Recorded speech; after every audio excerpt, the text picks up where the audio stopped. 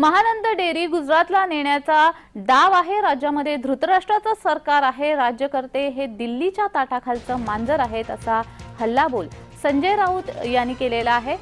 संजय राऊत यांनी सरकारवर हल्लाबोल केलाय। राज्यामध्ये धृतराष्ट्राचं सरकार आहे, राज्यकर्ते हे दिल्लीच्या ताटाखालचं मांजर आहेत, महानंद डेअरी गुजरातला नेण्याचा डाव आहे, असं वक्तव्य संजय राऊत यांनी केलेलं आहे। संजय राऊत यांनी हल्लाबोल केलाय।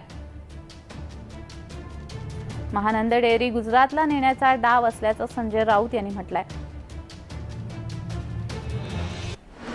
आपण नेता आहे आणि एक जात सगळे दिल्लीच्या ताटाखालची मांजर बनून हे सगळं सहन करतायत।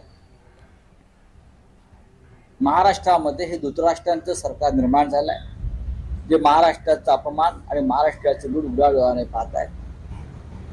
महानंदा नेण्याचा प्रयत्न झाला अशा प्रकारे तर शिवसेना स्वस्थ बसणार नाही हे मी। तर यावर नितेश राणेंनीही राऊतांवर पलटवार केलाय, पाहूयात। जनपदच्या अधिकृत पगारी नोकर त्यांचे झालेले उदरे आणि गुलाम संजय राजाराम राऊत आणि त्याचा मालक यांनी राज्यकर्त्यांना, सत्ताधाऱ्यांना, महायुतीच्या आमच्या नेत्यांना दिल्लीचे ताटाखालीचे मांजर बोलणं म्हणजे हा फार मोठा जोकच झालाय 2024चा।